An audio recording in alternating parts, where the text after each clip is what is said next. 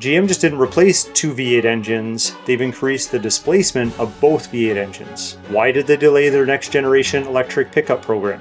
And why are they investing billions to increase production on gasoline-powered trucks? I think this might actually be about buyer confidence.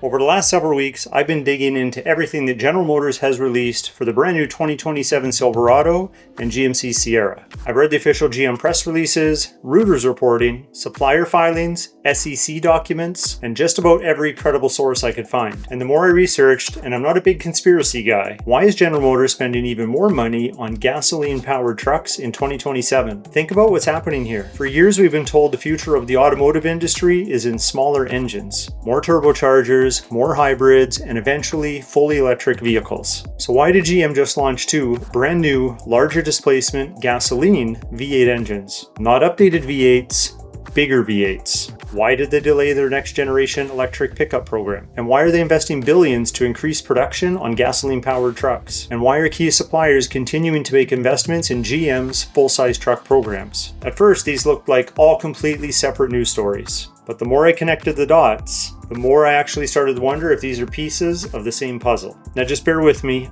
Like I said, I'm not a conspiracy guy, but this gets pretty interesting. And before we get into this, I want to be clear about something. This doesn't come from any insider leaks. I don't have secret information from General Motors. Everything we're going to look at today is from publicly available sources, which I'll share on the screen as we go. Some of the conclusions are facts, some are observations, and some are simply questions that I think are worth asking. And by the end of this video, you might completely disagree with the theory, and that's okay. But I have a feeling you'll never look at GM's announcements quite the same way again. Let's go.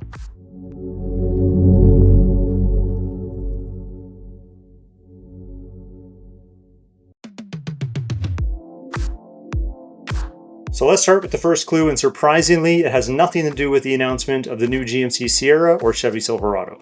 Back in April, Reuters reported something that I think flew under the radar for a lot of truck enthusiasts. According to the report, General Motors has delayed its next generation electric truck program, not canceled, delayed. And importantly, GM didn't announce a new production timeline. Now at first glance, this might just sound like another EV headline. We've seen automakers slow EV investments before. Ford has adjusted plans, Stellantis has adjusted plans, even companies that are fully committed to electrification have changed production schedules based on customer demand. But I don't think that's the interesting part. Here's the question I started asking myself. What if this wasn't really an EV story at all? What if this was actually a truck buying behavior story? Truck buyers are different. They're towing, they're hauling, they're driving long distances. They're often keeping these trucks for well over 8 years, maybe 10, maybe even up to 15. That's a very different customer than someone who's buying a compact commuter car. And if customer demand isn't moving as quickly toward full EVs as many manufacturers expected, then delaying a future electric truck might actually be a smart business decision. Now let me be clear, Reuters did not report that GM is abandoning electric trucks. That's not what the article says. It isn't about giving up on electrification. It's about timing. And timing matters because only a short time later, GM announced something that made me look back at the Reuters article very differently. If GM was pulling back on the future of electric trucks, what exactly were they replacing them with? And that's where things get even more interesting. Just a few weeks after the Reuters article, GM officially revealed the all-new 2027 Chevrolet Silverado, followed shortly after by the GMC Sierra. Like many of you, the first thing that I looked for was the engine lineup. And because we had some information going into this release, we kind of knew what was coming. Because clearly at first glance you say, okay, they built two new engines. But I think that's kind of an undersell of what's really happening here. GM just didn't replace two V8 engines, they've increased the displacement of both V8 engines. Think about that for a second. In an era where almost every manufacturer has been talking about downsizing, smaller engines, more turbochargers, and electrification, GM went the opposite direction. They built two larger, naturally aspirated V8s. That raises the obvious question, why? If GM truly believed that gasoline engines were nearing the end of their life cycle, why spend the time, the engineering effort? Is the L87 issue that big that they were forced to go into another direction? And the manufacturing investments required to develop two completely new engine families? Companies don't redesign their core truck engines unless they expect them to be around for quite a while. Remember, this is easy to overlook. These aren't simply updated versions of the current engines. GM describes them as the next generation versions of the small block V8. If you know anything about the GM press releases, they choose their words very carefully. And that matters. This isn't a refresh, it's a brand new foundation. So now we have our first clue. GM delayed the future of electric trucks, and then introduced larger displacement V8 engines. On their own, these could be unrelated. But then I came across another announcement. Shortly after revealing the new trucks, another announcement caught my attention. GM announced a massive investment in US manufacturing. Included in that announcement was something particularly interesting for truck buyers: Orion Assembly. A plant that many associated with GM's electric vehicle future is now being prepared to build gasoline-powered full-size trucks. Now think about it. This isn't simply maintaining existing production. GM is increasing its ability to build gasoline-powered trucks. That's a significant investment, and it immediately made me ask another question. If demand for electric trucks was supposed to collapse over the next few years, why would GM spend billions expanding production capacity? That doesn't automatically mean electric trucks are going away. It also doesn't mean hybrids aren't coming, but it does suggest GM believes there will be a strong demand for gasoline-powered full-size trucks well into the future. And I think that's where many of us, including myself, have been thinking about the transition too simply. I've often pictured it as a straight line. You start with gasoline, then hybrid, then electric. But what if GM isn't thinking that way? What if they're planning for multiple powertrains to coexist for years? That would explain why they're investing in new gasoline engines while still continuing to develop electric trucks. Now, before anyone says, Don, GM never said that, you're absolutely right. I'm not claiming it's GM's official strategy. I'm simply looking at the decisions they made and asking whether they fit together into a larger picture. It's their own fault. They haven't been giving us enough information, so we have to kind of fill in the blanks. At this point, I think we have three pieces of the puzzle: a delayed next-generation EV program, larger displacement V8 engines, and billions invested in building more gasoline-powered trucks. That was enough to get my attention, but then I started looking at supplier reports. And believe it or not, that's where things got even more interesting.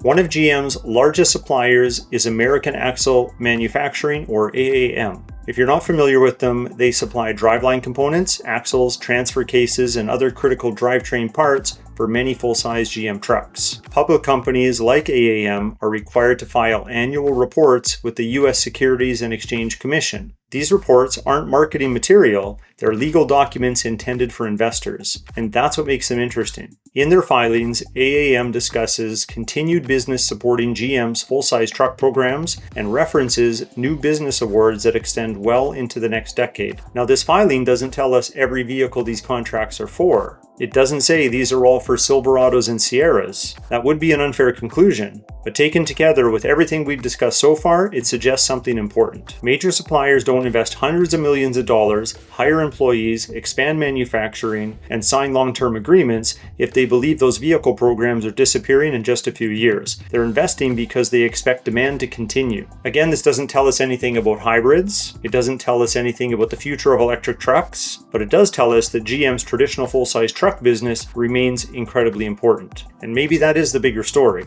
But then I found something that might help explain why GM is making these investments.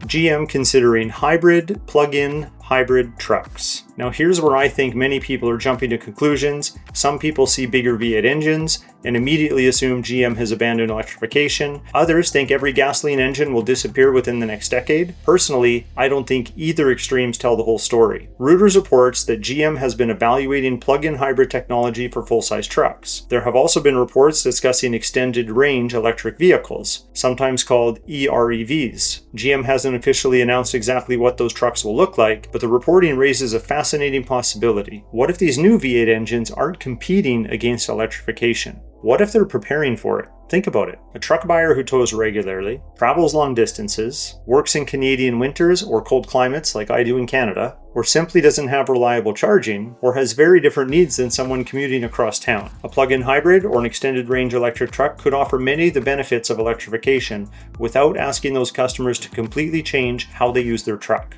Now, before anyone takes this out of context, let me be clear. I'm not saying these new 5.7 and 6.6 liter V8 engines are designed for hybrid applications. GM has not said that. What I am saying is this: if GM intends to build multiple powertrains over the next decade, investing in modern, efficient, larger displacement V8 engines begins to make a lot more sense. Maybe the question isn't why is GM still investing in gasoline trucks? Maybe the better question is why did we assume gasoline trucks and electrified trucks couldn't exist together? Because when you step backward and look at the evidence, that's exactly what GM appears to be preparing for. At this point, I had one final question. Even if GM is planning multiple powertrains, why now? Why make this shift in 2027? And I think the answer might have less to do with technology and more to do with something that every truck buyer values. I think this might actually be about buyer confidence. Think about what's happened not only over the past few years, but beyond that. Truck buyers have seen the industry go through a tremendous amount of change. Downsized turbocharged engines, rapid electrification, new emissions technology, new software, more electronics than ever before. And here at GM specifically, we've also seen the L87 engine investigation and recall become a major topic of conversation among owners. Now, I'm not suggesting that the new 5.7 liter and 6.6 liter engines were developed because of the L87. There's absolutely no evidence to support that. But engine programs do take many years to be developed, and these projects would have been long underway before the recent recall. But we know something has changed, and that's customer confidence. If you're launching an all-new truck in one of the most competitive segments in the industry, you don't just need buyers to like the features. You need them to believe in the product. Maybe that's why GM is talking so much about durability, capability, and the all-new small block architecture. Because confidence is incredibly difficult to earn and very easy to lose. If that's true, then introducing larger displacement naturally aspirated V8 engines isn't just an engineering decision. It is also a statement. If GM is saying we're still investing in gasoline trucks, not because electrification is over, because millions of truck buyers depend on these trucks every single day. So after all of these articles, these announcements, here's what it could mean. More of a what if, because things could change dramatically and everything I've talked about could be irrelevant and out the window. So when I started researching this video, I was actually researching more about the new engines. But instead, I started thinking about GM's strategy. With the competition out there, I just couldn't quite understand why they were making some of the decisions last and not first when it came to doing things that the automotive industry seems to be leaning towards. And that's where all these things together just started to paint a bigger picture. Here's what we know. GM delayed its first generation electric pickup program. GM launched two larger displacement V8 engines built on an entirely new architecture. GM is investing billions into expanding production of gasoline-powered trucks. Suppliers continue investing in the future of GM's full-size truck business, and industry reporting suggests hybrids and range-extended trucks remain under consideration. What we don't know or don't have proof of yet is if all of these are directly related. Maybe GM has a long-term roadmap that includes gasoline, hybrid, and electric trucks for years to come. 2.7 Turbo Max, the 3-liter diesel, and these new V8 engines might just be the backbone for these trucks for the next decade. Or maybe there's going to be some new variables that we haven't considered that will be announced later this year or soon after. At the end of the day, none of us outside of General Motors know what the long-term strategy is. And I think that's important to remember. Everything we talked about today comes down to publicly available information, official GM announcements, credible reporting, and publicly filed documents. The theories, well, those are mine. Maybe you share in a couple of them. So I just wanted to have a little fun making this video. Again, I'm not married to all of these concepts or ideas. I just wanted to share with you because there hasn't been any updates on the L87 recall, so I thought I'd talk about this. So that being said, I want to hear from you. Looking at everything, why do you think that GM has invested so heavily on larger displacement V8 engines for these next generation trucks? Do you think it's really a long-term commitment to the V8? Is it a bridge towards hybrid technology? Or do you think I'm completely off base, lost my mind, and these are unrelated business decisions? I genuinely would love to hear your thoughts, because this is one of those topics where there probably isn't one right answer. So if you've enjoyed this different style of video, looking beyond the headlines and connecting some dots, let me know by giving it a thumbs up. Please consider subscribing, and we'll talk to you next time.